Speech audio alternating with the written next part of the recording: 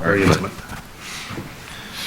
Good evening, Littleton, and welcome to the December 4th, 2023 Select Board meeting. We will be beginning the meeting in executive session for approximately the next half an hour. If we would, Mark, could you read the motion? You want me to turn this into, is there a motion, or do you want me to turn this into? Well, yeah, we can, yeah, so. There we go, sorry. Move the select board enter in executive session. Do I have to read all the other ones? No, that's okay. Okay. This will be a roll call. Second. Thank you. Thank you. Roll call vote. Mark? Aye. Chuck? Aye. I'm an aye. Aye. And Karen? Aye. All right, we will see you in approximately a half an hour. Thank you, Littleton.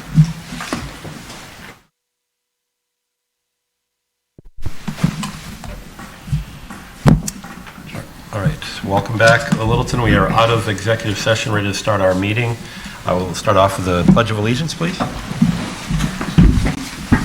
Where'd it go? Pledge allegiance to the flag of the United States of America and to the republic for which it stands, one nation, under God, indivisible, with liberty and justice for all. I'm not the only crazy one. That's usually over there, right? All right. Thank you, Littleton, for bearing with us. A little extended executive session. We're going to start this evening off with a joint meeting. We're going to read the mail, but we're going to have a joint meeting with the planning board, going over discussion and development of a letter to Governor Maura Healey regarding compliance with the multifamily zoning requirement at MBTA. Discussion regarding engaging consultant services. We'll get into public input, member updates, and select board interim town administrator updates. We have a little discussion on our fiscal year 2025 capital and operating budgets, kind of the state of the union where we are at this present time with that. We'll go over the town meeting schedule and then review the January to June 2024 select board meeting schedule, approve our minutes, and we will adjourn. So let's start off, Mr. Interim Town Administrator, if you would. Thank you, Mr. Chair. Just wanted to give an update on town boards and appointments to town boards. This actually list is going down.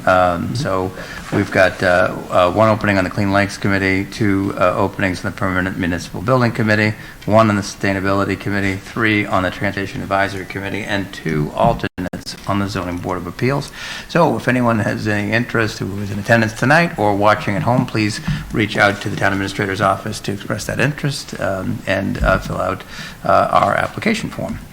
As a reminder to those of you watching at home, if you want to sign up for any updates, notifications from the town, please go online to www.littletonma.org/subscribe, and you can sign up for any updates there that we provide on a regular basis. This next piece is just to let the board know this is a notice of price increases from Xfinity. It basically outlines where they're looking at and the change from the current to the new rates. That is a little bit different than what you've seen before. So just please be aware those prices for Xfinity are going up.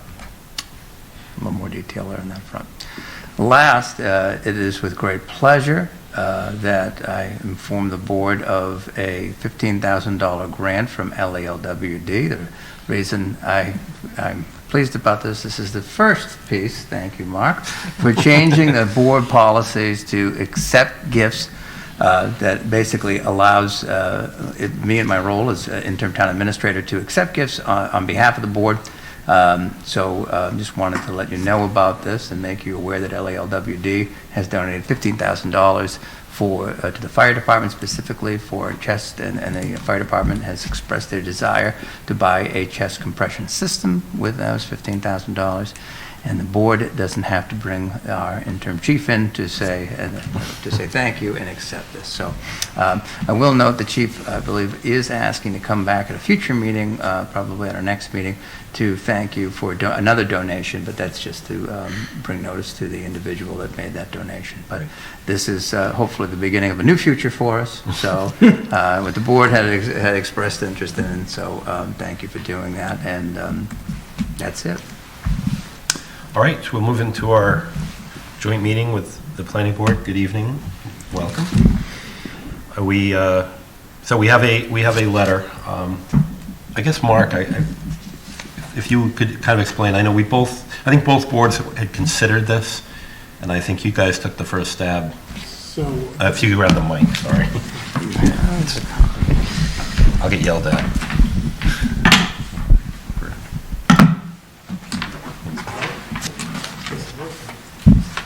Go. So right after town meeting, after the vote on town meeting floor a month ago, something like that, I got a phone call from the Napoli company expressing their displeasure with what had happened, because they're obviously interested in the town being compliant with the governor's office. And I suggested that maybe they could reach out to the governor, because one of the things that did come up was the fact that we have so many units in the common, maybe the governor would consider it.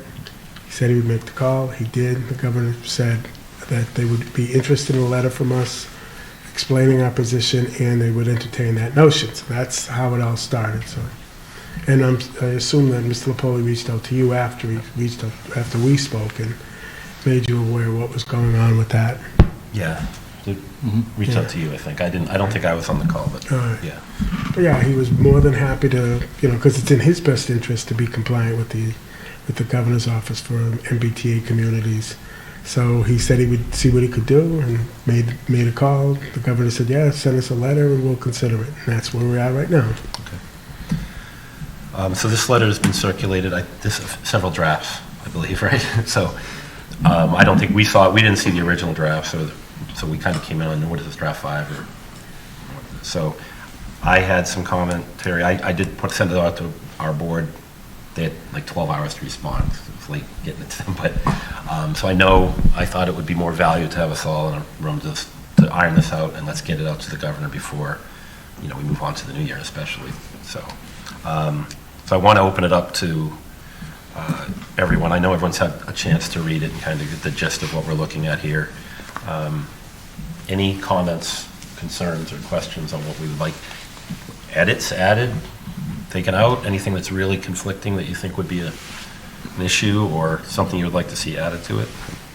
Obviously, it was well written. I want to assume Maren might have helped draft this. Is that Most of the line share work, actually. Is that fair? Yeah. Okay. Thank you. So open it up to any comments from our board or either board, really? I think it's nice because it gives a synopsis of what Littleton has done. And the reason I think the governor wanted to at least consider it is because Littleton's we have been for the past couple of years proactive in our development. They look at us as one of the leading towns that they can point to, that they've done the right thing. We rezoned the common, we put the sewer in and all that other stuff, so they're willing to talk to us. So we basically go through all of that. This is what we've done. We have a fair amount of units being approved in the town of Littleton, and would you consider using all of those for our 750 units? So Byron's done a nice job of surmising all of that and putting in a nice letter to the governor, and I don't think there's a whole lot we can add to it. No, the big thing with me was ask for the moon, right? And see what they kind of wind us back to, so whatever we can get out of this. Well, what else do you want to ask for? Well, I would say that the greatest ask for them just would be, yes, you can use all of King Street, and those two developments, and then it gives us full control over what we do at the MBTA without someone telling us. Correct. Right? That's the ultimate ask. But I think I did have I went to an event with Jim Arciero. He had an event at Bamboo. I think a few of us were swung by and talked to him a little bit. I wanted to talk directly about this. Not necessarily the letter, but I said we were working with the planning board to draft a letter, and he was, okay, no, it's probably a good idea, but he wasn't overly concerned with it. So I do recognize that the governor's office understands what we're doing and what you guys have done as well for the development of Littleton and addressing the housing problems that are in front of us. Some of it we're blessed with kind of how IBM went down and sold and everything that we're doing on the common. So whatever we do, I think we're in good graces. I think this is only going to enhance that. But I also recognize, after talking with Representative Arciero, that it's hard for any decisions to be made on one community because without setting precedents to a whole bunch of other communities. Now, we can talk about each community being individual and how we can get things done, and we've 143% of the ask we've got done. So I think this letter will go a long way, just kind of letting them know where we stand. So thank you guys for that. But I do have some comments. yeah, please.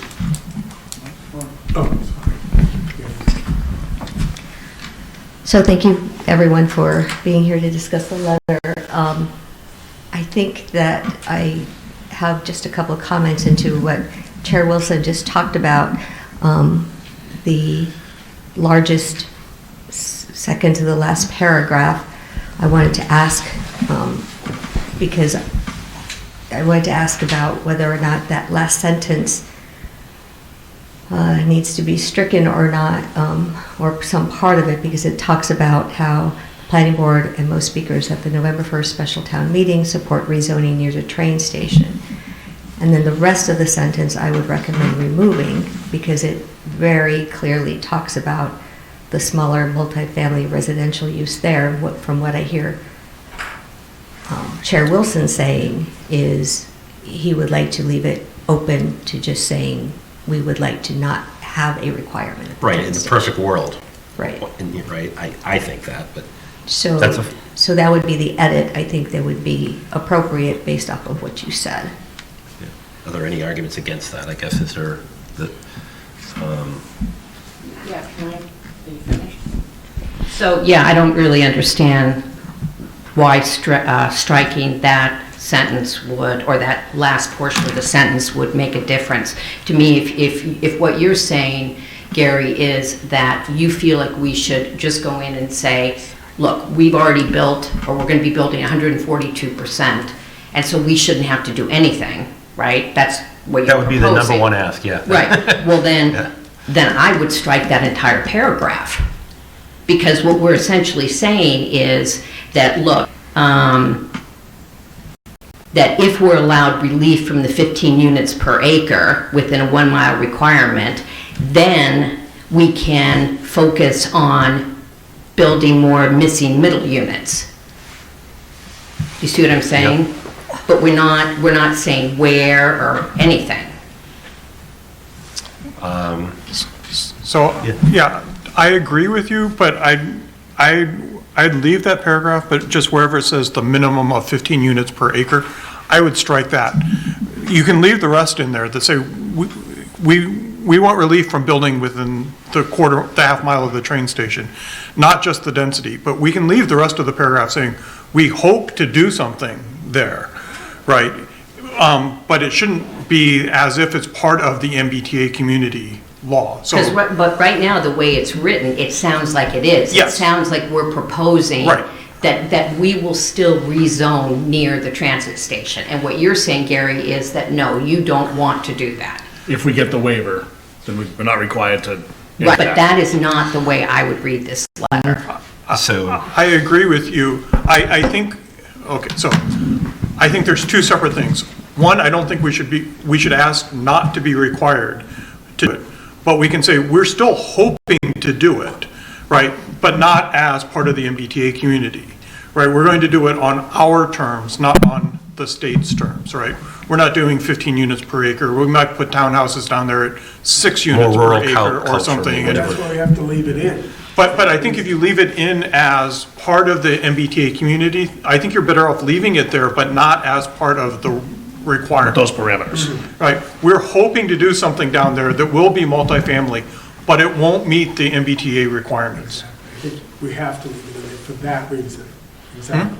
That we're planning on doing something else, but it's not gonna be the density that you're talking about, or it's gonna be up to us to decide. Right, but that's why it's take anything out that refers to the requirements, right? That we're hoping to do something down there with multifamily, you could say affordable, you could say senior, anything like that, that is outside of the MBTA community requirement or regulations. Say, we hope to do multifamily housing down there, but it won't meet the MBTA requirements, right? But we've already met the That requirement. is That's what the letter says. But- It is what it says that. If you take a look at the middle of the paragraph, it says, if Littleton is allowed relief from the 15 unit per acre within a 1/2 mile requirement. So it's saying if we're allowed relief, we could then focus on filling the housing need with smaller units. And, you know, we could change that statement to say, within the 1/2 mile or wherever in town, it makes sense to put those. I mean, we could change, we could modify it, but I think that statement right there identifies it.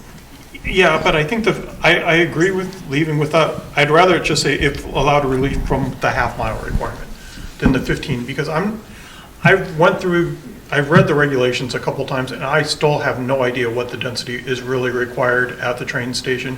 When you have multiple parcels, it's not clear that each parcel has to be 15 units per acre, or if the sum of the parcels have to be 15 units per acre. It's really in that squishy language in between. When you read it, it says in the MBTA guidelines. So we might already have relief from the 15 units, and we just are, depending on your interpretation of those regulations. I understand what you're saying. To me, if I was the governor, I find this paragraph somewhat misleading. Because it says, you know, that it would lead us to believe that zoning for lower density near the train station would likely pass at a future town meeting. It really sounds like we are going to, that we're asking for relief, but then we're saying, but look, we're still going to take this to town meeting Carry and that ask for torch. it. Yeah, I just think it's very misleading. That's what we should be saying. but- That's what the governor wants to hear, that we're still gonna try to rezone it. But are we? I guess maybe that's the question. Yeah. Are we going to do that? We are, but not under their parameters. Right, We're we're, gonna And you propose really feel something that's that going to works pass? for us. Yeah. well, I think under, you know, when I'm looking at that area, I think it was being pushed on us recklessly, you know, as community leaders to just say, yeah, let's throw another X amount of units down there when we don't even have any idea how 1,000 units over the next 10 years or 1,000 plus downtown are going to affect anything in this town. We guess on services, everything else. So it gives us the opportunity to kind of see what makes sense down there, right? I mean, so yeah, if you're asking, do we think we'd rather see some type of housing down there? I would have to believe, outside of open space, yes, I think everybody here would at least say, yeah, we probably would like to see some type of housing. If a landowner's a landowner, they want to sell their property, they can do what they want with it. So we can either rezone it and have some control over it, or this is the discussion we've been having. But to that initial shock of you're going to put 150 units on X, I think that's really what, if I read the townspeople right, that's what was kind of scaring people from this. That and why there? Well, I mean, it's the unit, it's the landowner's decision to do what they want with that property. And I understand what can go there, what it's been zoned for. And there's not going to be a perfect answer for, you're not going to make everybody happy on this, right? You won't. But I think the people at this table can generally agree that some type of housing makes sense down there, outside of purchasing the property outright as open space, because I think this town has a propensity to do that overall, but that takes a lot more work and a lot more fundraising. So I'm comfortable with these two boards, I think, coming to some type of an agreement that, yes, this is going to come up sooner than later, and if it comes up in May, in supporting some type of rezoning down there, I think that's necessary that we have it in the letter to do that. I mean, am I the only one that thinks that makes sense? So I would be fine with striking that clause and putting it in the second letter if they come back and say no. Yeah, I think I lean more that way. I think that removing the whole special town meeting, we can come back to special town meeting and we'll likely pass it. I think that if we're going for the waiver, and we're gonna go for 1,065 units at King Street Common, I don't think we need that whole second half of that from feed. I think the word feedback on, I can't find it right now, but, I think that look 10-year plan with 550 King Street, having 1,000 units and not checking the box for the state in order for us to qualify for the MBTA community, takes off the burden from us from having to do something on Foster Street to meet the MBTA community's needs. And frankly, if in 5 years, the Poli Companies has built 500 units and the residential market flops, or, you know, commercial market's doing really well, he wants to put more retail in, or whatever. It's zoned for it, which is, you know, some people making that argument, why don't we just zone another building that we know isn't gonna ever be developed? You know, we may or may not see 1,065 units at the Common. In all likelihood, we're gonna get pretty close to that, I would imagine, but I think that by eliminating us being shoehorned into keeping that language in there so that the state still has us kind of over a barrel saying, we need that within a half mile, because we've already gotten that waiver to say, no, you don't need to be within a half mile. You don't have to be in that 15 units per acre. I think I feel as though we should remove it. And, So based on what you're saying, then, that whole paragraph can be removed, and I would say except for the first sentence, because that's the ask. I think the sentence that says, if Littleton is allowed relief from the 15 unit per acre within 1/2 mile requirement, we could then focus on filling the housing need for middle market, smaller housing units, those needed missing middle units that would fall below the 15 unit per acre density requirement. I think that sentence. and then just everything. Where are you reading from? Well, I think it helps to, get them to yes, to show them what the arguments are, and they can say, okay, Littleton has already checked the box on higher density. They're ahead of the curve. They're ahead of MBTA even. They've got the permits. They're not just the zoning. And so we're going to give them they've checked that box. That's going to give them free, and then Littleton can move over and fight the housing crisis on a different front, which is that missing middle. I think the more we advocate for arguments that they themselves can use to sell why they said yes, I think the better. Well, I think that's a good point, because I do think we have to put we've got to think about their perspective, because there are 171 communities. Exactly. And as you said earlier, all of a sudden, well, how come Littleton is getting a pass on this? So. And that sort of brings up a point that I wanted to make, which is that I think we do have a little room in here to focus on the juxtaposition of King versus Foster, and why King Street makes more sense for that dense housing than Foster does. It's our commercial, it's our commercial center. It's going to have walkability. It's going to have infrastructure. It's going to have a brand new municipal sewer system. None of those things are offered over at Foster Street right now, nor will they be. And there's a shuttle. And there's a shuttle. And Which so will be expanded. I think if, that will help them understand why it's valid for them to make an exception for Littleton. I totally agree. And I think our train station location is unique. It can be pointed to as that, well, they have a train station in the middle of nowhere. And the other thing I would want to say is we did a lot of planning already for that site. The Littleton, Louisa has a copy of it. I know. Remember this, Chuck? Yeah. And so should we refer to that? This went on the back burner once the MBTA communities, but we would possibly be on the road to implementing that. We would be freed up to do Yes. so. with And them. we've already done a great amount of planning. We've received grants. We've had.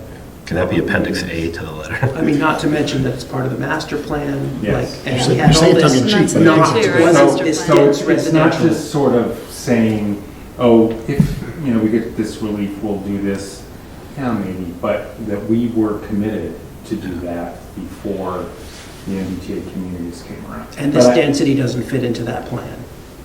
I mean, I'm willing to say that, This is but a heck of a lot more Yeah, dense, so it's we more we have than- to be very careful. Right. Well, we wouldn't say Hear that what we we have would to do say. that specific plan, because we haven't ever gone that far, but we did go through a whole process about what kind of housing, how much housing, this and that. And, but I really concur with the uniqueness of the station location argument. So without the MBTA communities, what would the planning board be looking at now, after going to town meeting now, and just kind of seeing the feel of the people, so to speak, that were there anyway, on what would the planning board do with that land if the MBTA communities came back tomorrow and said, yes, if you guys commit to zoning it, down there, somewhere down there to, mixed use or whatever, what does that look like? I know, But I I thought can't see how they could do that. Right. No, probably I not. mean, yeah. I'm It's dreaming, I like, guess. it's Yeah, either, it's like, well, if you do this, you do that. That's not what they're looking at. They're going, we want you to do this. Yeah. And I think, I'm coming around to the idea that, yeah, we have zoned all of the units you want, not quite in the right place, but the right place according to your grid isn't necessarily appropriate for our town. But we have this zoning already. How far is King Street from the station? 2.5 miles. It's 2.5 miles? Okay. It's sort of. As you two different drive, sides of not town. as you As a crow fly. flies. like an Yeah, I hour's just wondered if anybody, I hadn't driven it. Yeah, sorry. So I like what Matthew Nordhaus proposed about that sentence and combine that with the please consider this request, and I think I'm good. So just to clarify, Chuck originally said basically deleting everything after feedback, and Matthew basically said deleting everything after the dashes. no, I was proposing deleting everything after feedback. But I do feel like that after the dashes is a little bit repetitive. That's grammar. I can go either way on that. Okay.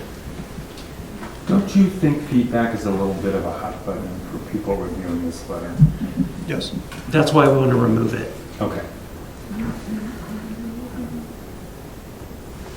Where is feedback? It's about in the middle of the paragraph, Yeah. middle of the paragraph. To the right Okay, side. okay, I Yeah. see. Yeah. Under the word, under Yeah, 15. Thank you. So feedback from, yeah, eliminate that. Mary, you're not having to cut and paste every 2 seconds, are you, with this? It's fluid. It's a lot easier to delete. And then the other, Well, I and would then, also take out within the 1/2 mile of the commuter rail Yeah. station, sorry. Yeah, because where, right before Yep. feedback, Yep. Yeah, that's what I said Take that. after the dashes. Yeah. yeah, okay. oh, Yeah, okay, good. I see what you're doing. got it. Then to Karen's point, do we want to put anything in that talks about how much better density is downtown instead of on Foster Street? Or do we want to stop word crafting this now and send? Like in most communities. Clarify your head. I think that's a. Okay. Yeah. Go ahead. Okay, I would be inclined to leave this paragraph as it is, or maybe to make some minor changes. I think that this letter very clearly says we're way ahead of what the requirements are. Given this freedom to act on our own, we're going to continue to stay ahead of what the demands are, and we think that I mean, we don't have control over anything near the station. All we can do is change the zoning. We don't know they could build an industrial building tomorrow down there. I think leaving that in shows that we're intending to do the right thing. And that if we can, we will zone something near the station to have housing in it. I think Delisa was showing the station area committee's product, essentially, right, from the consultant. I think we can mention something about that long before this was put upon the 171 communities, Littleton already had employed some consultants to look at this space, and we're actively trying to develop that area. Let alone the We can- we downtown can- area. I think we can wordsmith that a little bit, and put that in there. I don't think we need as much detail as we have in there. One other comment on the second paragraph is, should we put note that we have consistently exceeded our subsidized housing? Yeah, I like that. Count? Yeah. I mean, We've never been below. always, yeah. And we've exceeded it with, we can put in, I think we're at 11.2% now. Littleton has been a housing choice community since the program's inception, has consistently exceeded the 10% requirement, and we are actively supporting significant multifamily residential development, blah, blah, blah. I just think we, oh, go ahead. Regarding that second paragraph where it says Littleton is striving, I would recommend that that get moved to become the third paragraph, and that's because it kind of cuts the flow between the argument, if you will, and then it comes up as a third paragraph to substantiate this is what we've already done, and this is how we're reinforcing that we have a plan for what we Yeah. want to do. Yep. That makes sense. That does make sense as well. So move the second paragraph to be the third paragraph. I think we have to remember too that the shorter the better. I mean, the governor must get so many letters, and let's be real. I mean, this, I think, I would still, I mean, Bartlett, I understand what you're saying about that last paragraph. I just don't think it's necessary. I think we're, Somewhere redundant. but that's just my personal opinion.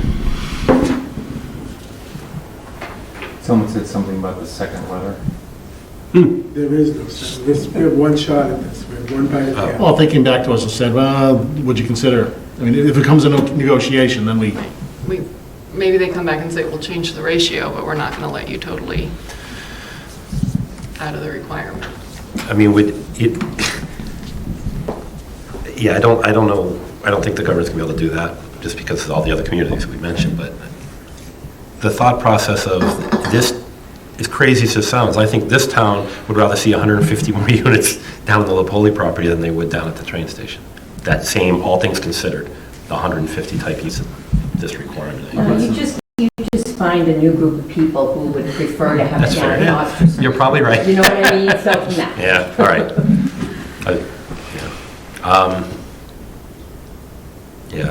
I mean, I think that it's the density where the density belongs, really. I mean, that was your point, right? Right. That's a great point. Uh, We need to, I said, I've started working on that. Foster Street Station is 2.5 miles from the commercial and historic center of town. The land within 1/2 mile of the Foster Street MBTA commuter rail station is zoned industrial, about single-family residential neighborhoods along Foster Street, that's the original language, which is an established 2-lane scenic road. In short, the area immediately surrounding the train station provides immediate access to the rail station and little else in the way of what is usually deemed desirable by rail commuters and developers, i.e. high foot traffic, coffee shops, restaurants, grocery or convenience stores, and the infrastructure to support them. nothing there. And then, So that's language you propose? yeah, along those lines. I think you're muddling everything. This is the MBTA community. If you start saying that it doesn't belong there, then you're going to shut the governor off right then and there. Just say, the town of Littleton has done everything we can. We have 1,000 units. Let's leave it at that. Let's not. But I think we can mention the fact that it's a unique train station. If you go to Yeah, Reading, it's literally smack dab in the middle of Reading Center. If you go to Acton, Concord, I mean, if you look where all these train stations are, they're in air. If we ask them to do Waltham, it based on 1,000 you know, units built or permitted alone, I think there's a lot of other towns that are going to raise their hands and say, well, we've got plans for more apartment buildings too. And I think we need to make an argument for why the governor can push back and say, yeah, but, you know, Come out and visit us, I'll show you. yeah, but Littleton's train station is not in their commercial center. That doesn't meet our green development goals, for example. I think that there are a lot of factors here, and I think that this letter should include an offer to meet with the governor or the secretary on, I mean, either we could go there, a representative, or we could invite them here, because it's a unique situation, you know, with 495 next to the station, we're very limited. You know, there's hardly any area there. An offer to, you know, meet where we could make these arguments face to face and then go into greater detail than we can in the letter. It would be The thing better is, if they there's came a here. lot of area there. There's a lot. It would have to be rezoned, but it's not for lack of acreage. I mean, we found it all in here. So where are we at in this? Yeah, Let's look thank- back up at the draft. Sorry. Thank you. Let's finish this. And I have to admit that Ryan's computer doesn't act the same way as mine does for changes. I have more Yeah, please. small one. In the very first paragraph, the last sentence, it says Littleton hopes to come into compliance. I think a stronger word such as Littleton anticipates or Littleton expects. Has plans to? Littleton has plans. Or Anticipates. Something like, because we do, I mean, with the master plan, I mean, Littleton there's, plans, has plans, yep. Either of those works for me. which we know it's coming. We know we're coming into compliance outside of this. But we still haven't made a decision. Are we going to just ask for a waiver because of the 1,000 units we're putting in? Or are we going to say, look, we put in the 1,000 and we also are willing to go back and look at rezoning near the train I think station? we should just ask for the waiver. Well, that's the home run that you're asking for all, boom, we're asking for the world Okay. there, right? Yeah. The other piece would just be, we have control of what happens down there, and I think, I mean, that the long property's for sale now, or potentially, right, I don't know if it's for sale now, but what they're planning on doing. something will be developed. Right, Yeah. but we're just talking about that one property. Between there and Taylor Street, I mean, we've got a whole, Right. Yeah, there's a lot of. We were looking up on Taylor Right. Street when we were I doing mean, this. Yeah, the only downside, just to play devil's advocate, to only asking for the waiver is that they'll come back and say no, so we lose some time, because then we've got to go back and say, okay, well, what if we do this? To me, that's the only downside I see. I don't think you're gonna, this is not, let's make a deal with the governor. We ask for the waiver, the governor either gives it to us or doesn't. When he gives it to, the governor gives it to us or not, based on what Littleton has done. Right. We've got 1,000 units, there's a good argument there. We want it all there. They're not, from what I've been told, or what I understand, is they're not coming back and saying, if you do this, we'll do that. No, we're asking for the waiver. Okay. It's gonna stand on its own whether we get it or not. So I think I agree with you on most of that, Mark, but I would say it's 1,000 units and the shuttle. Well, oh, Right. yeah, that's. We have what I to, know. and I would actually consider bolding in the document the fact that we're providing a shuttle, right? It's mentioned, but I'm not, it's there, but it needs to be Yeah. bolded. Front and center. I think the Right. 1,000 whatever units needs to be bolded also. Yeah. I mean, there needs to be some graphics. And the fact that we're, 42%? 142. Yeah, 140, yeah. It just kind of gets lost in the paragraph. There's, Yeah. is what I'm, so. So to make sure I understand where we are, we've got just one small change in the first paragraph. We're flipping paragraphs 2 to be behind 3. I'm going to reference that Littleton's subsidized housing inventory is above 10% and has been for, It really shows our commitment to staying above it. yep. You want me to highlight 1,050 units and the shuttle connection. Which is currently already in place. Currently already is redundant. Yeah. Oh, yeah, very true. Then do we ask them, the state, to pay for the shuttle? All the companies that Creep, crawl, walk, run. Yep. Let's see, we took out the second half of the long paragraph on the second page. We mentioned the Littleton Station Area Vision Plan, and Littleton will continue working on implementing that plan. Request to meet, anything else? Just one small thing, our eagle-eyed town clerk had reached out to me. With a surefire way for this to go down is if we misspell the governor's name. So we've apparently been doing that in this document, so we'll fix that. Hopefully, that's, Ouch. yeah. I have I didn't another- pick it up either. So it's not the same as he It's was. an EY on the end, right? EY. I believe. Is that right? Thank you, Diane Corey. I had one other comment regarding the folks who are copied at the bottom of the letter. Given the fact that Lieutenant Governor Driscoll has been out here and knows about the project, can we please add her on as a CC? I didn't even notice that. That's a good catch. Yeah, absolutely. By the way, it ends up in front of her desk as well, so.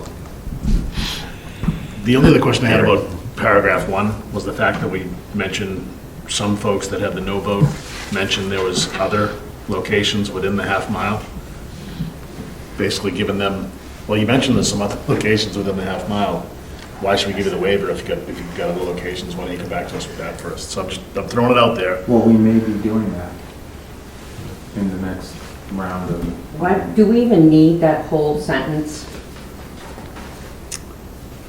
I think it's important to state that the town meeting voters rejected the proposal. Oh, absolutely. Okay. We have to. So my suggestion would be just take off the within half a mile. So cited potential other locations. potential locations. That's Yeah, good. that's good, yep. I mean, there were people who also mentioned moving the train station, so. Doing a flyover? You know, if we misspelled her name, she might think, wow, they're so confident they don't even have to spell my name right. Or I take that right. So, yes. Bold strategy, Cotton. Slim Springfield. Dear Martha Haley.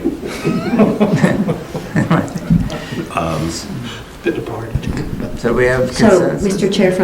Chair, from a process perspective, it looks like we expect to get a written response, but is there any appetite for actually making an invitation for them to come out?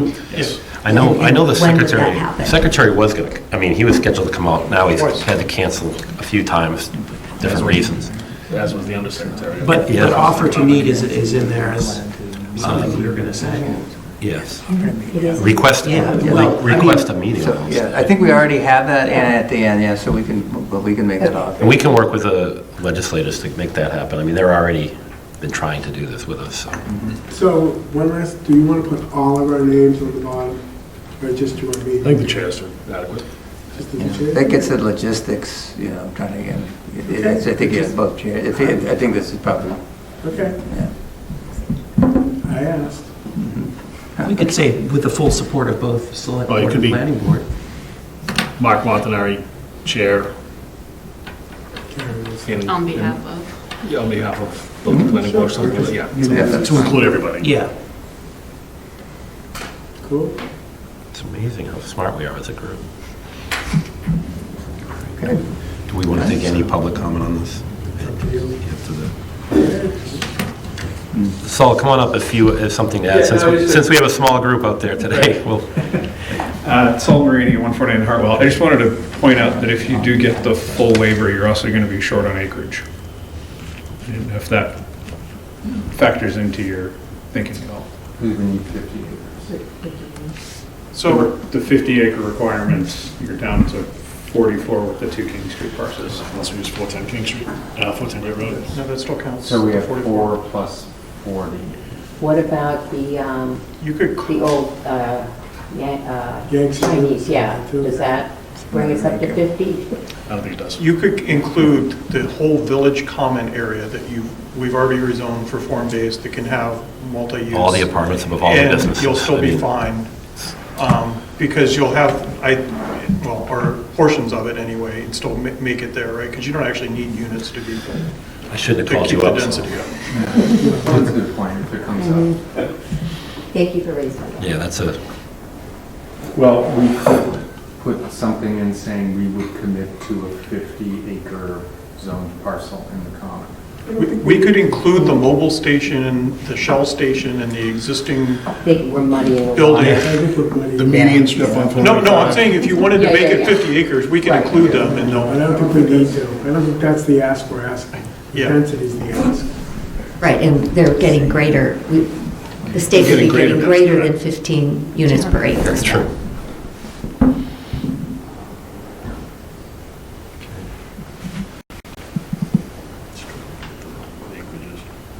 So when do we expect to send this out? 9 PM tonight, I think. Probably within the next day. Halfway through our meeting. Yeah.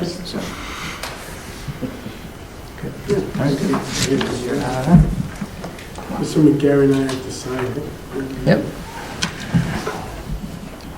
so I suggest just Right. making the final edits and sending it around to enough people for spell checks and grammar checks, because there's always something that slips through, and then send it towards the end of the week. Having done multiple letters that you have many, many people look at, there's still typos or grammar things that are embarrassing when they go out. I think we could just send it to you, Mark. I think probably we've got to I'm send pretty good at making those typos. As a TA, I can say that, Mark's very good with I that, so. felt a side eye when he said that. Yeah. No, Thank that's useful, so, I mean, Yeah. yeah, that's fine. Are we, You saw how well I did on the flag policy with the typos. Well, that's it. Okay. And then, Do we want any motions on this, or we're just good with what we group edited and are sending, or do you want a motion to, permission to sign it, or? I mean, it would, if we going to add a sentence that says the two boards unanimously voted to support this, I think would be a strong statement. If that's where, are we at a unanimous, before I, can I pull the room? Can I pull it? Straw poll. So I'll make a motion that we vote to send the letter as amended. Second? It's been moved by Mark, seconded by Matthew. All those in favor, signify by saying aye. Aye. No, we have to do. Yeah, you do it your own. But thank you. Appreciate Make the a motion motion. that we approve, no, you guys have to make the motion. I make a motion that we approve the letter to the governor as amended. Second. All those signify by saying aye. Aye. So that it just added unanimous sentence from both boards. okay, Thank you. that's fine. Okay. That was a lot less painful. That was- than I yeah, thought, yeah. so Thank you guys for coming out tonight. So Okay, what well, does wait, this mean don't send them then? out. Yeah.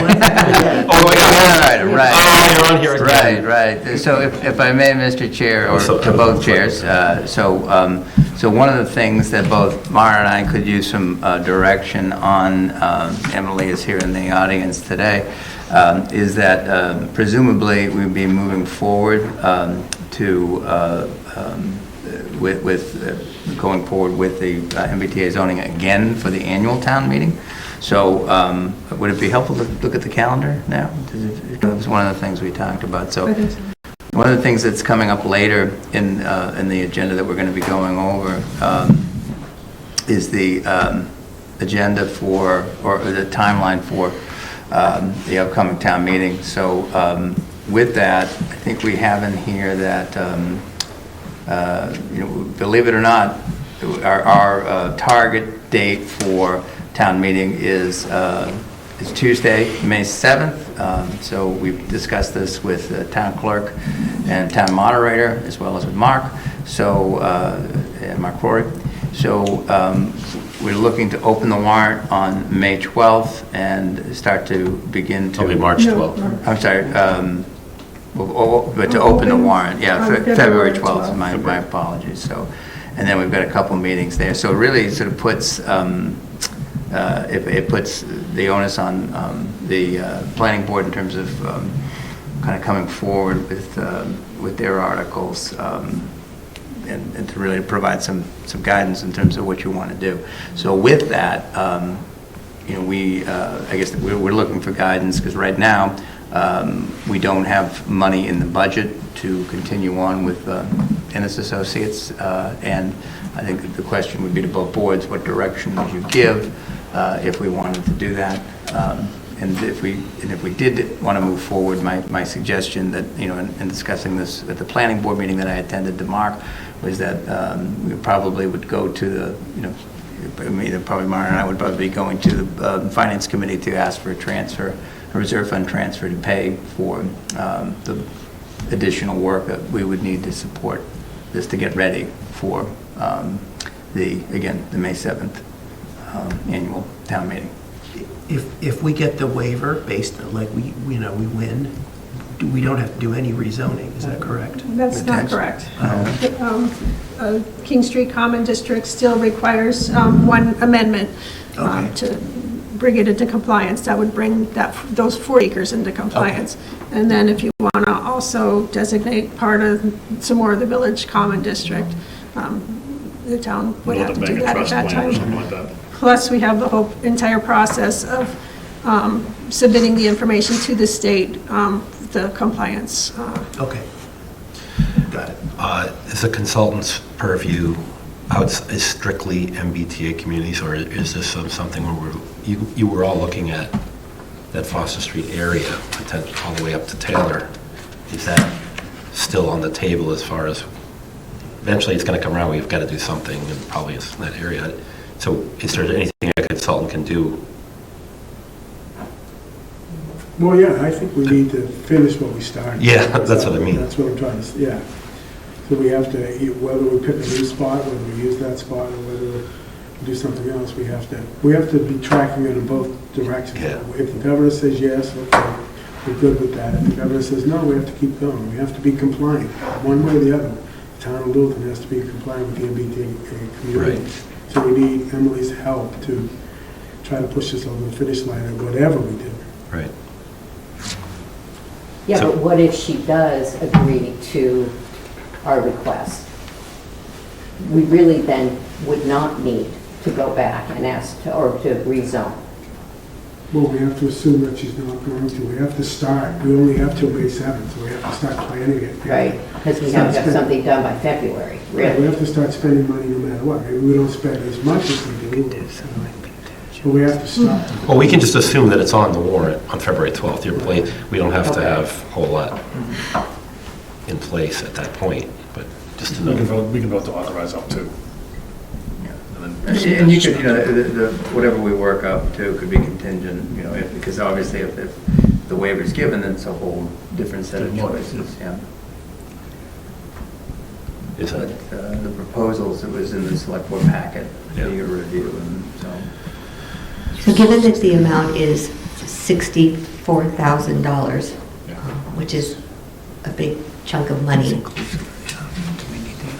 I think it would be appropriate to consider which of these aspects the planning board or planning staff can handle, and which of these items perhaps aren't necessary. And I'll point to the one that I do not think is necessary. On the bottom of page 3, there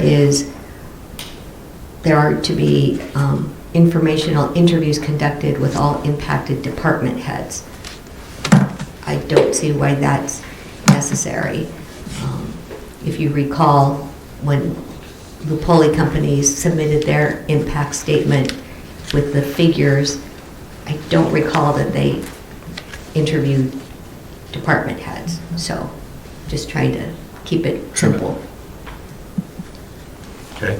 And if there are aspects that we, be the planning board or the town staff, can handle, then that should cut down the cost. So there's a couple different ways we can go about that. We can do a number not to exceed, or we can say kind of à la carte. I think it'd be easier to say not to exceed and then let the planning board really drill down and figure out, given all the work, because we've done so much work, given all that work between this and then all the subsequent workshops, what do we really need to know? In order to bring this to town meeting again. Well, if you look at Emily's proposed fee structure, why don't we stop at everything phase 2 and 26,000, and we'll figure out how much of that we really need, and not do any of the optional stuff, and we'll handle the rest of it in-house. I mean, you can always come back, too. Right. This is getting us So to, what you're saying, take us through what? Phase 1, Phase 1, sorry, phase 2. Phase 2, and then. Eliminate the optional. Services will come to as we need it. Can you speak in terms of numbers? Mr. $26,750. The first column. Worst case scenario. Bring up the screen. are you comfortable with that? I mean, I'm looking at your board because I know this is, where, And that does include, like, the optional services includes that fiscal impact analysis that, Anna, you were talking about. Well, So- the analysis can still be done. The Right. analysis can still be done, we just don't need the people power to interview people. And the other thing is, we already have most of the design guidelines. Done. So that's why I really think the planning board, we need to sit down, because I'm also, when we're talking about a survey, I personally don't want to just see a survey of the people who attended town meeting. I'd like to see a survey of the entire town. So little things like that, Yeah, that's a good compromise. Yeah, so 26, not to exceed 26,750. So one of the reasons I asked for the proposal with the baseline services and optional services is the optional services are items that the planning board has heard through various conversations that either could be done or should be done. Emily is here to answer any questions or help provide guidance as well. She is available this evening. Well, with design guidelines, we've got design guidelines. That book is full of design guidelines, with design guidelines from what we proposed at the first meeting, so that's not really going to change. We don't need that, the 15,000 for that. Fiscal impact analysis.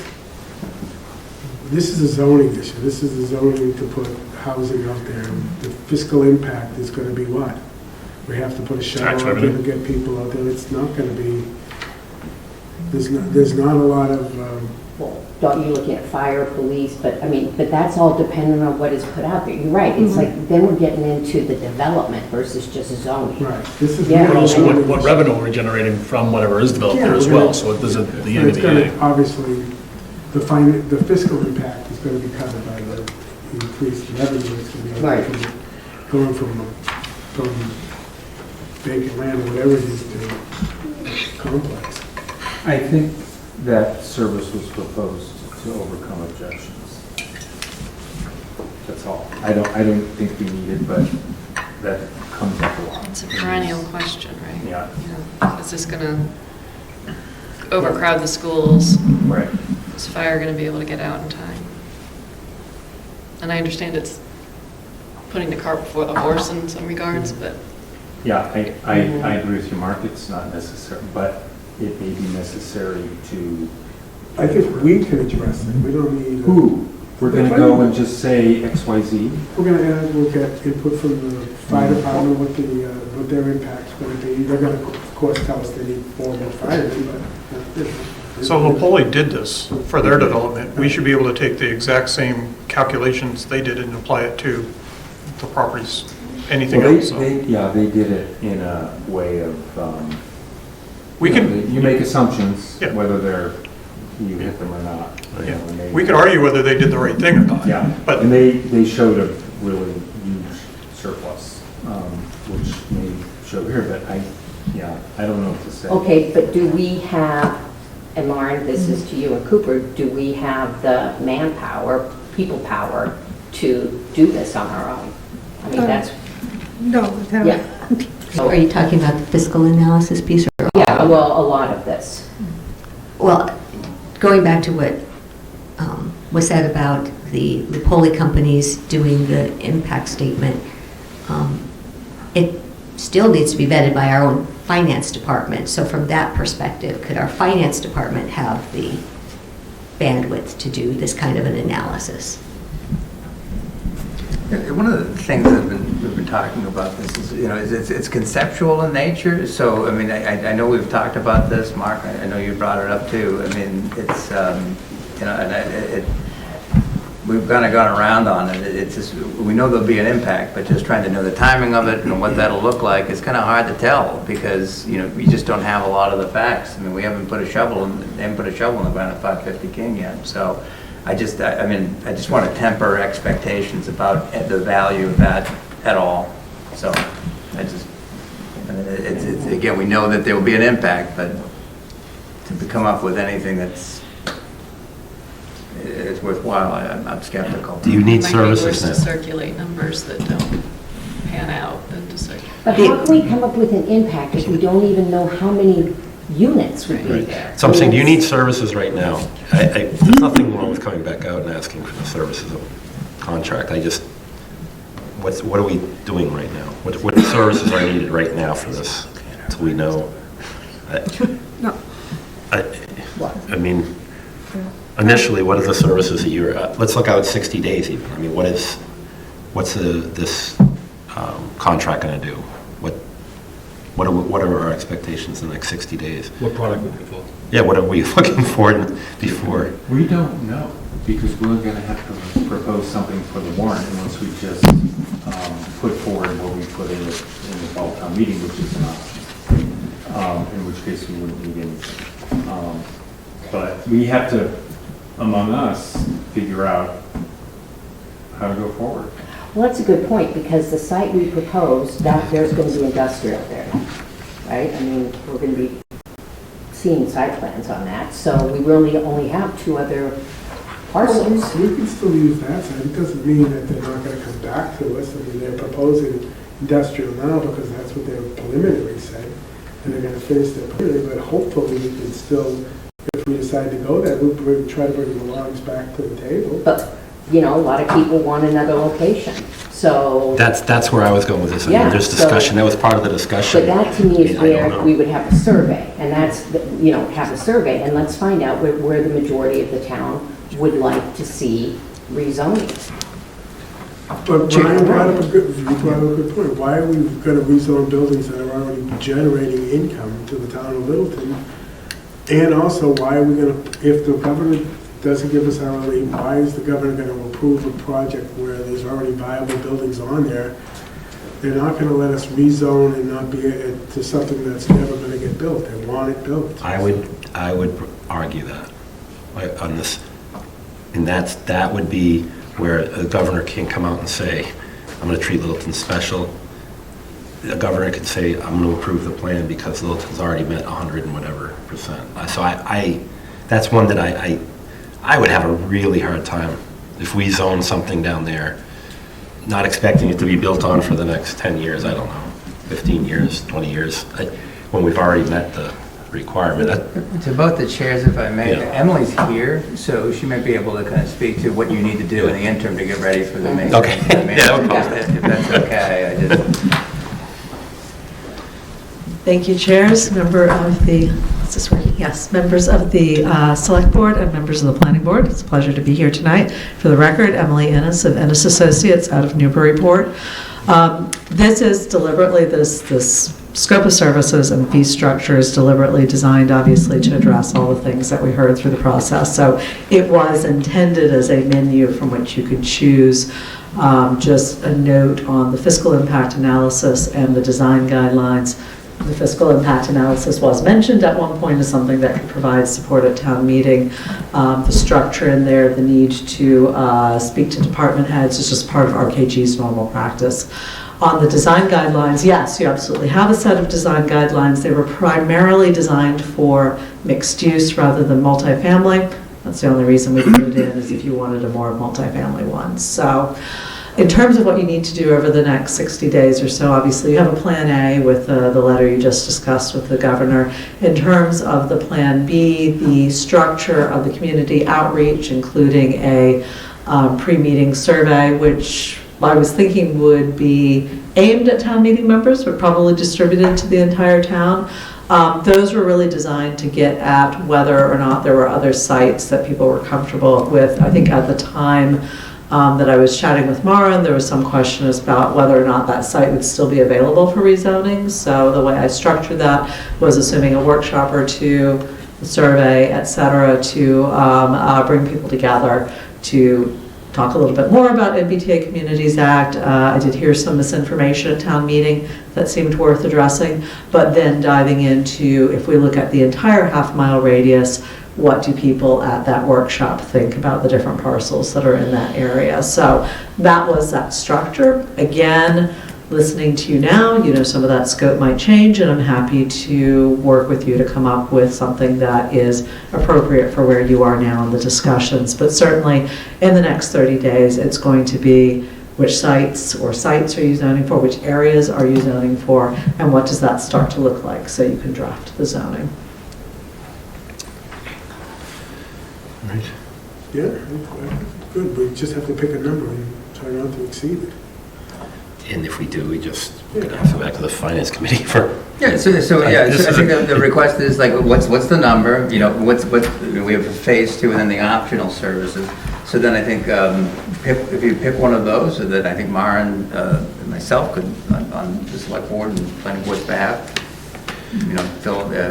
put an application to the finance committee for a reserve fund transfer. What's getting ahead of, either way, if the governor decides, getting ahead of it would be a survey. Knowing, at least having an idea, okay, now we know what direction we're going, right? So that's definitely a necessary piece to this. I think we can start down the road and see where it takes us. We have to start. All right, let's get So we can do the community outreach and the survey. Yep. Now, the survey you mentioned was designed for a much smaller. Well, I want to refer to town meeting members. We don't have town meeting members. We just have whoever shows up at the Right. meeting. So any survey we do would be to the community as a whole.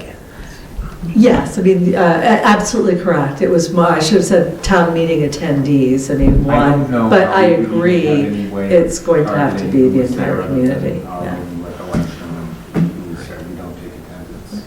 Once you design the survey and it goes out, it's not that it's going to take extra hours depending on who it goes out to. Okay. So that's not an issue. We can aim it as broad an audience as that you would like to do. It was more in the initial aftermath of the meeting is trying to get a sense of what factors people made their decisions on. But as you say, there's no way of knowing specifically who was there and who wasn't, who might have been watching it on TV. There is, people have to check in. You could ask on the survey, did you attend? Yeah, absolutely. But either way, we still want input from the entire community. Agreed. We've got 10,000 people Right, here. right. We need to put up the DPW boards and say, hey, do the Right. survey. And Right. social media and any way we can get as much Question, do we information. have the clippers by then, by May? Oh, That's the plan. that If you will ask help. nicely. Yes is the short answer. It would also be nice if this came on the warrant, if it has to come to town meeting early, instead of the last thing, Ask nicely. I know, just saying. It's not going to happen, but ask me. Well, there's definitely be deeper discussions on that type of stuff. Okay. So let's pick a number here that we're comfortable with. Wow. Is 26,750 a number? Is 30 a number? What do you think? Right, so if we go with the 26,750 plus the survey, 2,500, So 30 grand? that would get us started. Okay. No, but not to exceed 30 grand? Gives you a little fluff? A lot of fluff. Yeah, that's fine, yeah. I think That's about the lunch. the survey probably would be, it would seem. Most to be- valuable right now is the It'd survey. be helpful to, I think it's. To the widest. Would Well, you we be need- available for our next planning board meeting this next week? Oh, this next week, I'll have to check my calendar. I've got a lot of public meetings pre-Christmas. Yeah. Jump on it. I can also say, if you don't mind me interrupting, that if you want me to structure this so that it starts with the survey, the initiation, that just kicks us off, the survey, and then, maybe there's a phase 3, depending on what the response from the governor's office is, I can certainly do that. So, again, trying to figure out the best way of helping you as you move forward to town meeting, and if that's breaking this out further, It's easier to go to the Finance Committee once, but if you prefer to do it twice, depending on what happens, I'm happy to restructure this. So just looking for direction from both boards as to what works best. Yeah, I just think it's so different depending how the governor reacts to that. We can't. Response. Yeah, the response is really going to decide where we go from here. So I don't think we don't have a problem going in front of the FinCom twice. I mean, that's not an issue. As long as they're kept in the loop on what we're trying to accomplish here. And after the town meeting they were at, they understand what the significance of this is. So we'll make sure that we keep them in the loop on all of this. What about the expenses of the survey itself? So a townwide, like the mailing and the paper and the printing, et cetera? Emily, you. Digital. So the mailing, that's an interesting question. I had been thinking of it as an online survey with supplementary paper copies rather than one that was mailed out to the town. So if that's something that you're interested, we should talk about how we want to do printing costs and so forth and so on, and the mailing costs. So we can have that conversation and I can revise based on that. Yeah, in my experience, it's about $6,000 to do a mailing, and it doesn't really generate a lot more than it would by doing the electronic survey and then plus copies at town hall and library. And I see Saul's in the audience. I know when we did the recent survey for Parks and Recreation, I believe that one was mainly online. I believe. I don't know if we did any other paper with it. Yeah. So the open space one was primarily online. The park and rec one was the survey company reached out to. That's right. They were right. They had identified. Right. Yeah. So they had people they were trying to identify particularly. Right. So they were reaching out specifically. I think largely by mail initially, and then follow-ups by other methods to get to the right distribution. But I think the open space survey was primarily online with lots of QR codes and links around town. And then I think we're just trying to find ways to direct people to that survey online and traffic. And I think we got some pretty good numbers from that. That was representative. I think that's going to be fine. Especially to consider the time.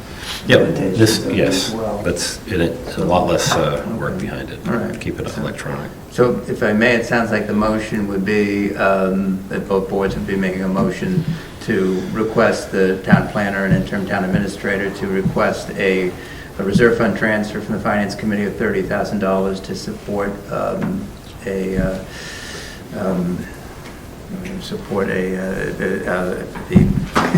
help me out here. Support moving forward with the MBTA communities. Technical support for the MBTA communities. Consultant. So moved. Second. Are we all voting together? Mark, moved by Mark, second by Matthew. All those in favor? Aye. We're meeting the 14th. You don't need to vote, you're right. So we will be, you bring the FinCom up to speed on exactly what we're talking about. Okay, you can do that. Can I just circle back to the previous conversation? Last agenda item before we went into this? Just as far as the CC, I think you brought up who would be on the CC list relative to Lieutenant Governor. Do you think the Undersecretary Stolba or Secretary Augustus. Pardon me? Well, Augustus is on there. Augustus is on there, but the Executive Office of Housing and Economic Development, that's who we met with, Ryan. That was Undersecretary Stolba, who's Undersecretary to Secretary of On How, HAL. Okay, we can add that, sure. No, I'm asking. I'm not saying do it. I'm just asking, is it appropriate to put them on CC? Executive Office of Housing and Economic Development? This is huge. I mean, obviously. I kind of feel like touch as many inboxes as we can. The EOHLC, the Housing and Living Communities one, is that the one you mean? No, the Executive Office of Housing and Economic Development. Well, they've divided housing from economic development. That's why we have HLC. Okay. Right, So but, it's now economic development, if I but recall. Just mail them the name. Yeah. if you got- Yeah, okay. We're- Okay. she's secretary of both housing and economic development. HLC is specifically housing projects, housing developments. Okay. Okay. Any other business between the boards today? No. Been a pleasure, John. No, you're right. I agree with you. We should do it more often on big projects, for sure. It's a big deal. So. Thank you guys. Thank you. You guys put a lot of time into this, appreciate it. Thanks, Emily. All right, I pushed Matthew off my lap now. Drop the boss. No, we're good. All right, on to more business. We are now at the member, I want to get the member updates out of the way, so. Anybody ready? Mark, are you ready for some member updates? Sure. I, as quite a few of us did, attended the swearing in of Deputy Coffey. It was a nice event, and congratulations. I was at the Holiday Bazaar on Saturday. It was good to see everyone out. It seemed to be very well attended. I hope all the groups had a successful fundraiser. I went to see Macbeth on Saturday. The kids did an amazing job, and congratulations to everyone in. I also attended an MMA program on, I think it was called Government FAQ, where they talked about town administrator versus town manager and everything in between on the different forms. It was very informative. Talked about whether or not you needed a charter, what a charter meant, what to put in a charter versus bylaws. I'll download the slides and send those out to the board. Great. With the exception of the MMA thing, same. And the kids did a great job. Yeah. With Macbeth. Yep. It's always tough to do Shakespeare, and they did a really nice job. Good. The Orchard Working Group is sponsoring a public tour of the orchard. We're going to do a presentation here in this room at noon on Sunday, December 10th. And we're going to do a tour of the orchard starting at 1:30 on the same day. And You're just calling for a snowstorm, I can feel it. I know, right? We do have the rain date is, Oh, or okay. snow date is the next week. Okay. The 17th is the Same time. weather, the rain check. What time is it here? Noon here, 1:30 at the orchard. And we have a presentation that just discusses like where we've gotten as a board and kind of lays out some of the challenges that we have in front of us, because we want to help people understand exactly what we're dealing with. And Littleton Community Trust has very generously agreed to officially host the tour. Yeah, that's it. I think that's it for me. Okay.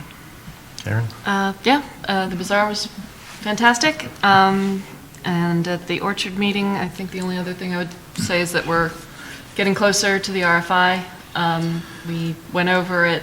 We're pretty much all in agreement on where we need to be. And then next step is that it'll go over to town council for their review. We're working on where to advertise it. So we're trying to think outside the box. So different publications, our reps, for example, trying to garner some interest from the media, perhaps. Articles. Right, like in terms of coverage of the orchard itself, so. Okay. Thank you. That's good, actually. It's good news. Yeah. Everything, everybody else, this was kind of a crazy, since our last meeting with Thanksgiving and everything else, so. The breakfast. Yep, the breakfast, thank you. I know a few of you, I wasn't able to, but those of you that Rotary were breakfast, participating in the great. Rotary breakfast. A lot of National Honor Society volunteered their time to be there and sell raffle tickets and Yeah. pies. It was good. So that's, and then this evening, so unfortunately, we had to miss because we were here. Trinity. Yeah. the tree lighting ceremony. I know, Steve, the timing of this was horrible for what we had to do. Unfortunately, it was open last night, but the weather didn't cooperate, so we had to close it today. But hopefully, if everyone that got to go got to see the lights on the common and Santa. So, I did want to mention, Chuck and I did meet with the Fill a Need Foundation over the last few weeks, and it's just another option to look at. It's a group, a nonprofit that's looking for space, and that would be a 5 to 10 acre space. This is for a community-based for special needs or individuals with intellectual disabilities, a campus that would include restaurants. Everything would be run by the facility itself. And no living on site. It would be a day program where the students, if you will, would attend and work the stores, make crafts that can be sold at the stores, run the restaurant, run some element of a farm. So produce that would be used both in the restaurant and it can be sold in the stores. Really a great concept. It's very well thought out, and actually we could probably bring some information to. Yeah, I want to share that with the rest of the board our next meeting. Just obviously we're thinking of a space. Obviously, the 10 acres is they can have the whole thing with a little bit of a farm on site or animals and things, or the smaller would be they would just roll it back a little bit. But the idea is great. It's done in other states for sure. It's not a model that's new, but kind of is actually. Their model is actually expanded on what's already out there in some of the other communities, which is fantastic for a growing population of adults with intellectual disabilities and other special needs. So, that's all I have for tonight. We are, just to let you know, in our executive session, we are continuing on negotiations with our town administrator selectee, and we will continue on with our contract negotiations with our unions will be coming up. So that's all I have. Let's move on to, where are we? Gary, can I just give my update? No, not yet. Any public? Okay. So, we have some public. Sure, come on up. I'll get you. Since the discussion, again, Selbrd, 149 Hartwell, since the discussion of town meeting has come up or is coming up again, I would encourage all of the boards to prepare more background information, have more supporting documents and things for whatever topics come up. There were a number of things I think that could have been cleared up very quickly had we had a map or a document available on hand, even though it seemed like an issue that wasn't going to be controversial. So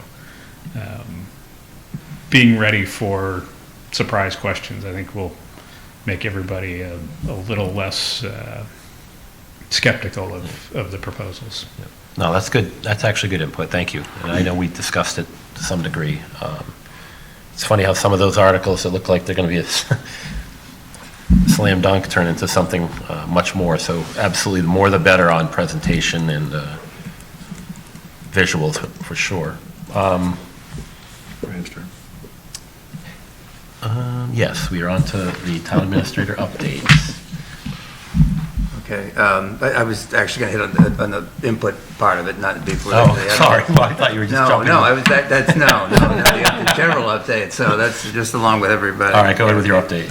All right. So just to let the board know, we're working on RFQs for the OPM and the architect for the Indian Hill project. We're trying to move that along as quickly as possible. We're targeting, I think, a bid opening just after Christmas and starting to advertise that.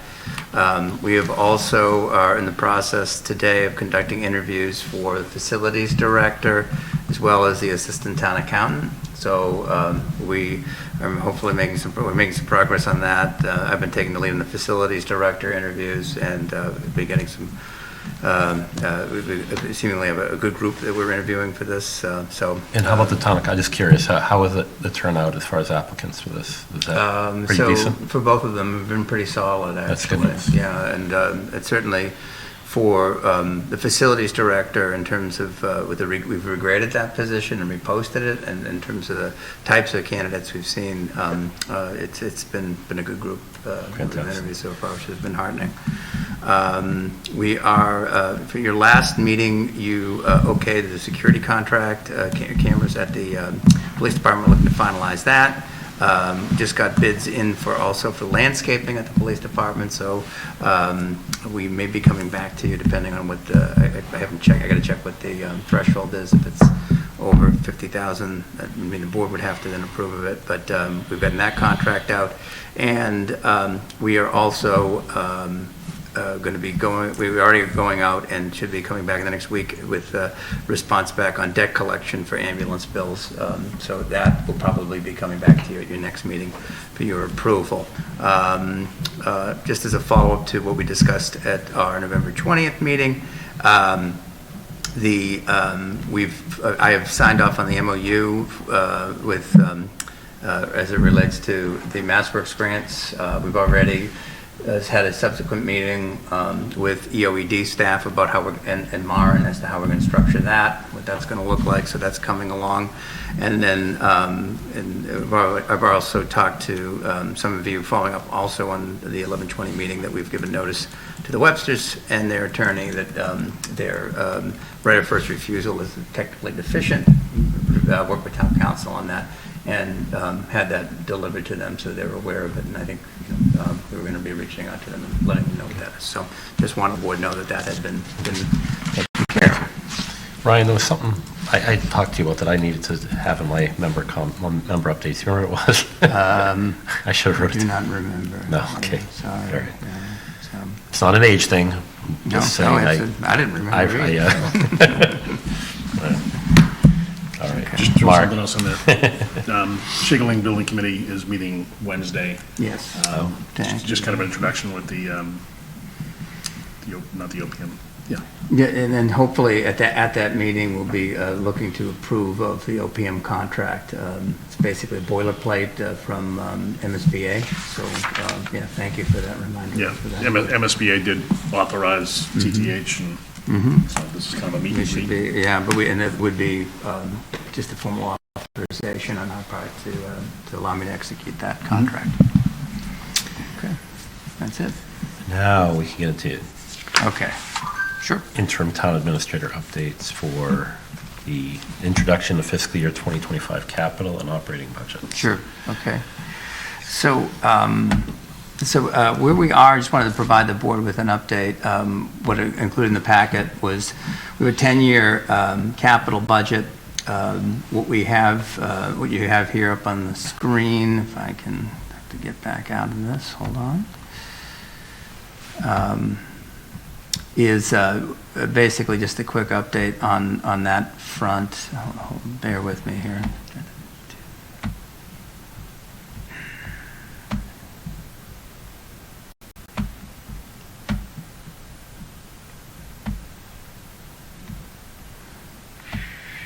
Okay, so the 3-year capital plan, still not showing.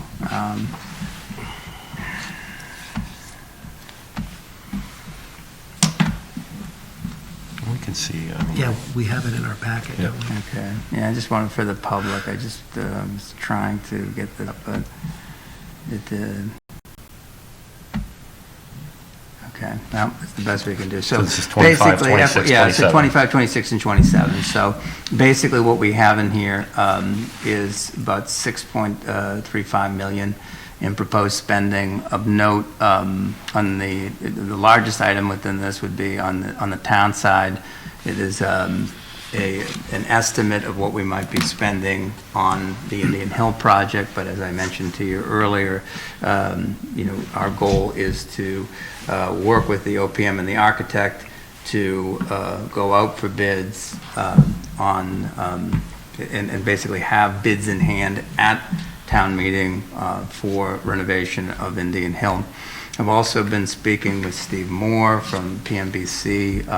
We may be, another potential vote at your next meeting would be to authorize the PMBC to take the lead on this. We're going to need their expertise and perspective on that, so that when we come in and before town meeting, to have that sense of review and again education that they have, it I think will make this a stronger project. So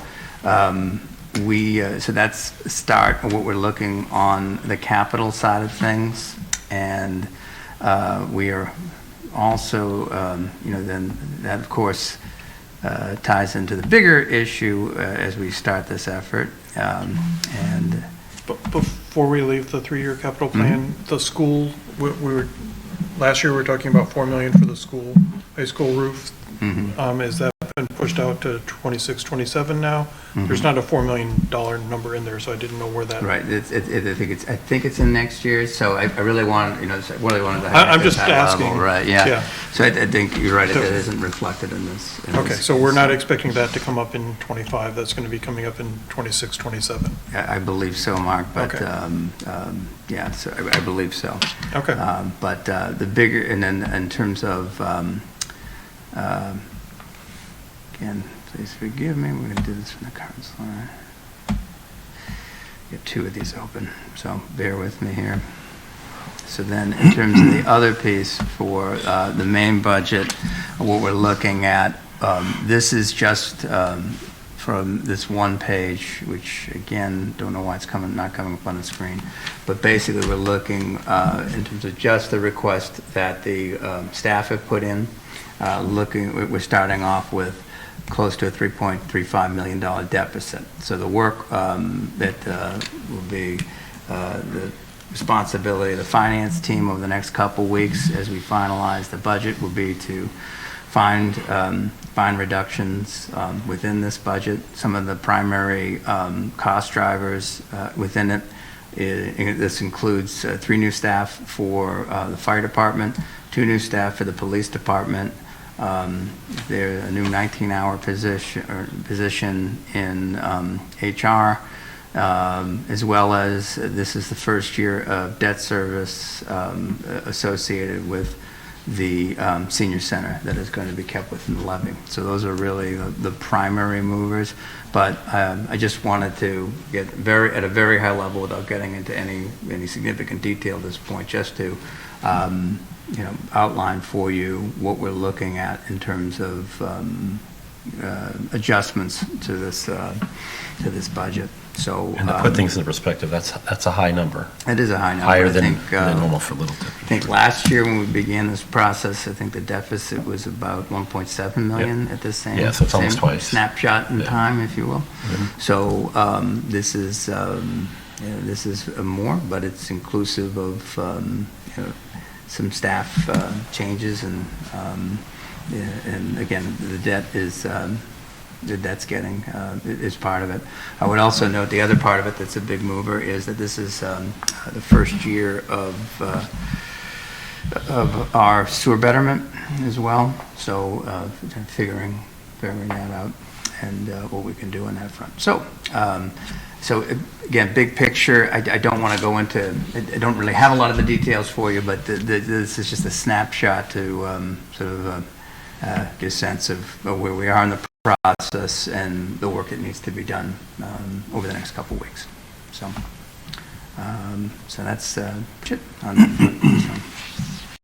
So on that front, when are we going to see what these actual requests are before they're so right now, vetted? where we are in the process, Mark, is that so for the details have been shared with the finance committee. So they're beginning to schedule their meetings with the various department heads. Myself and the finance team, we're meeting with sort of the larger departments right now to go over their capital and operating budget needs. So we are kicking off that process in earnest, and again, over the next few weeks, we'll be rolling up our sleeves and trying to figure out a way to present the town administrator recommended budget, which would be a balanced budget, hopefully. But there's a lot of work to be done. No, I understand that. I'd actually like to see more details So what's on going the to happen unbalanced is budget, the too. assignments have been given to all the FinCom members. They'll all go out and meet with their respective departments, and then they'll come back with something that will then. Well, yeah, and what they're to seeing, work what with. they're seeing is the unvarnished part of it, to say, like, with the departments, that before, just to kind of keep this going, so it's a dual track of ways, so they can hear that right from every department head about what those requests are. And that has been made clear in the process about how the select board and the finance committee wanted to hear from everybody, that, about what each department's proposing, because we can't necessarily say when, after the finance team reviews everything, whether or not, it's going to, that's what it's going to look like, especially not with the 3.2.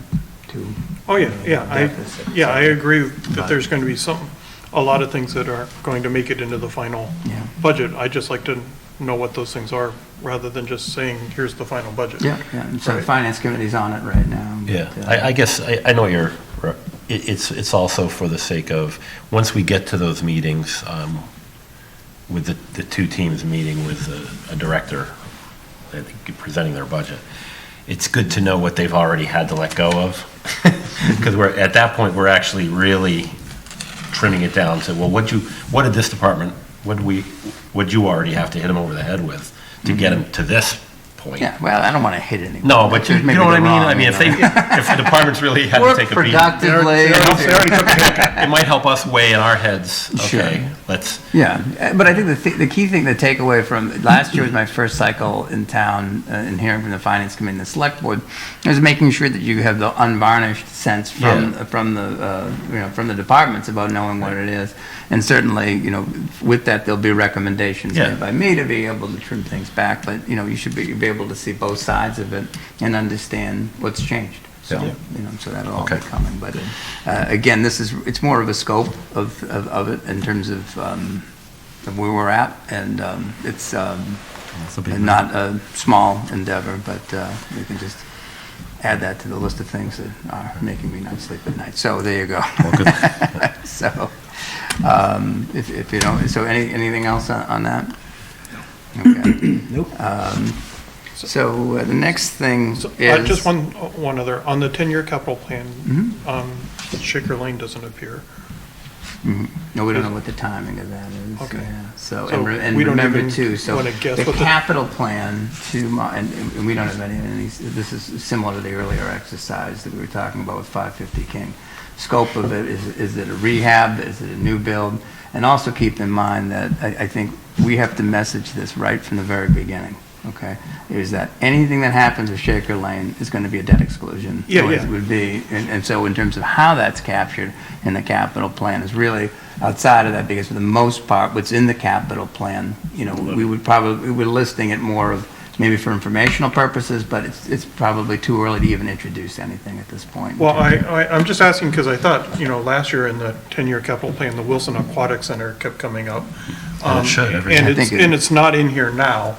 I mean, and it was obviously something that was a debt exclusion, or it was a big number, and we've always had those big numbers that are floating in, like when the senior center was coming up, there was a big number. I think the 10-year plan may have that in here somewhere, but again, high level at this point, Mark. Yeah, So we'll get I into- know they're we'll get not, into I know they're not details, real but- numbers when they're yeah. 10 years out. Right. But it's just good to know that 10 years out, or, that we're thinking that Shaker Lane's going to be built in 2030, and it's going to cost, a gazillion dollars, right? And it's nice Yeah. to know that And at this- placeholder's coming up, so yeah. that you know what you're working to. And at this on all point, the other I numbers. wouldn't even, I wouldn't even want to conjecture a placeholder at that, it's so preliminary. We're moving in that direction certainly, but to even guess, I think.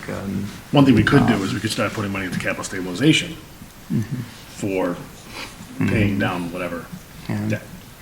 And we've been having For Shaker Lane. conversations with the finance committee about how, is it, does it go into the capital stabilization, or do we think of it as something going into the debt service reserve? What vehicle is the most appropriate one? But being able to think in those terms and knowing what that's going to look like a few years down the line is absolutely first and foremost in our mind about what we're thinking about, Chuck. Yeah. So. Sorry, can we go back to the high school roof thing? So we're not replacing the roof anymore? So where we are. I would have to look back. We've yet to actually meet with the schools, as I said. Yeah. It's really preliminary, so I think that, you know, so I can't, I couldn't. So that decision hasn't been made. Right, Okay. right, so, yeah. We got a lot of Flex Seal tape. We bought a lot of Flex Seal tape. I mean, there's buckets, right? I know. Flex seal tape Tarps. would be a upgrade. Okay, so just the next item I think we had on our agenda, Mr. Chair, Calendar. is to look at the calendar, so. Well, you have the annual town meeting schedule, which you spoke to a little bit. So May 27th and then, May Right. 7th, excuse me, Yeah, I'm just trying to bring this up. and the calendar. Right, so The elections. this is coming up on my screen, but not projecting accordingly. Ballot is Saturday, May 11th. The projector probably thinks there's a second monitor attached. Yeah, I thought we had addressed this. It was actually working earlier, which was why I don't know why this isn't working now, so. I blame Maren. Maybe, but, well, we can still go through it. So basically, the two things we're presenting tonight is the schedule for the annual and potentially, it's annual/special town meeting. We're really, with the recent changes that have been made along, we used to combine maybe the special into the annual, but there probably isn't a reason for us to do that, because now we can actually, if there's anything we're short on funding, we can add that to the annual without there having to be a special called in it. But basically, big items would be that we would be voting to open the warrant at the Select Board's February 12th meeting, have two meetings on your 26th and March 11th as to when you can insert articles in, and then offer, basically, we sort of close the warrant at the March 25th meeting, and also that's also be the close of the citizen petition. So we would be, the citizen petition, I think we're opening that up from our, so we open the town meeting warrant and the citizen petition, basically allowing for citizen petitions to start beginning on Monday, February 12th. So When we open, they open. right, so, right, exactly. Because they can't pull They a citizen can't petition put until we've anything in opened the until warrant. we've opened the warrant, correct, so. And then making our way down, our goals within this would be, and again, my apologies for people at home who can't see this, but we also would be voting on March 25th for recommendations on the articles, and hopefully post the warrant on April 12th. So the goal is to have the full town meeting report delivered to the post office by Monday, April 22nd. The rule is we have to have it there 14 days beforehand, and then town meeting convenes on May 7th. So I don't know if any of the members had any comments or on what was included in the packet in terms of what that schedule looked like. I would also note the annual town election scheduled for May 11th, which is the Saturday after the town meeting. And I would say that I will be either available through Zoom or not available, depending on what we can set up from February 12th to March 11th. So I will be actually out of state for that month. But I obviously can make myself available for the meetings through Zoom. Okay. It'll be like Alexander Haig. You're in charge here?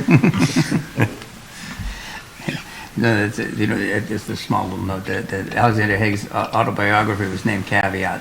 So when you do that, something had to go wrong. I have full faith in the rest of the board to keep you in line. Yeah. I call Kissinger. There you go.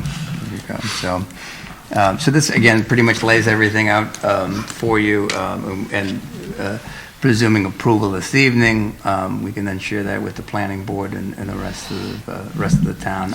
We went through this with the town clerk as well, so she's made a few recommendations as well to refine this.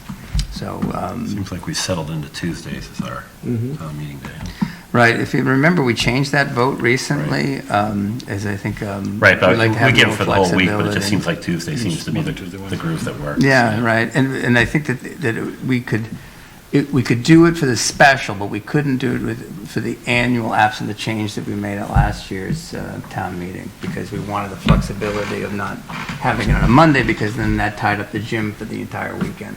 Yep. So this change allowed us to do that. So, let's see. All right, so I do actually have a vote associated with this. It just came up, right? Move the select board vote to approve the May 7th, 2024 annual town meeting schedule. Second? Moved by Mark, second by Matthew. All those in favor? Aye. Aye. We have a schedule. Okay. Can you make sure it also gets to like COMSCOM and the Shade Tree Committee, because Yeah, I let's think get they're it to working everybody. on something too. Okay, Yeah, anyone that's potentially could have articles. okay.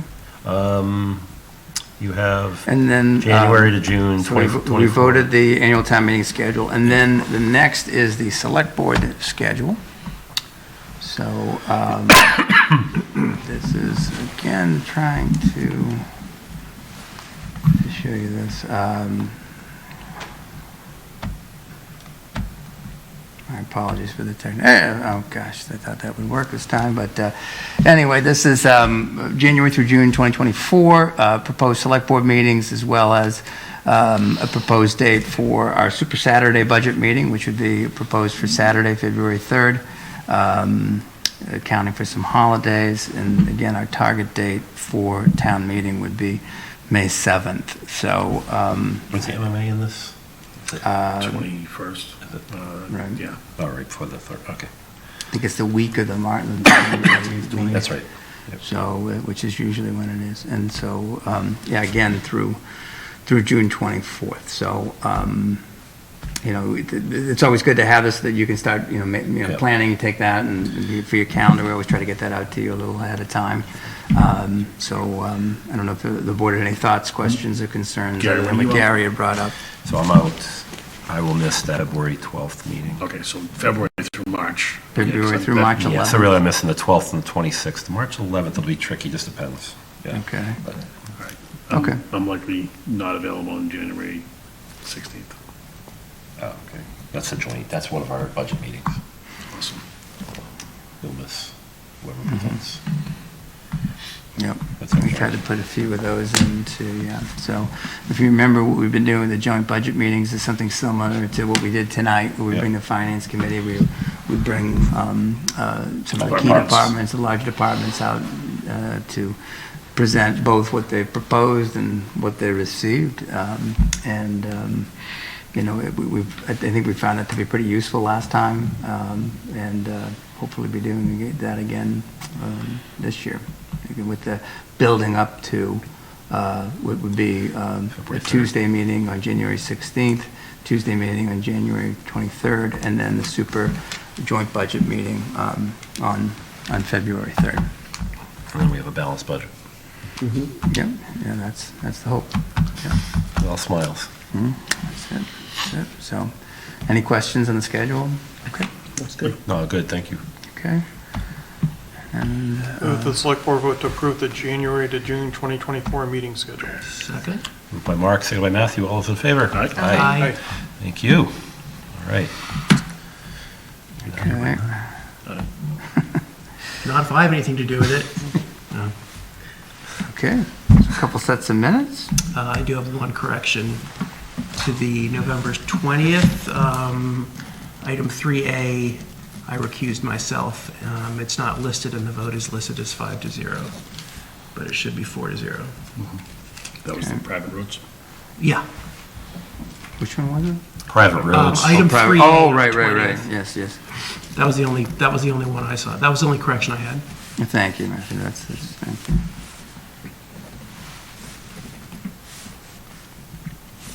Anyone else? Mark, you know we count on you for that.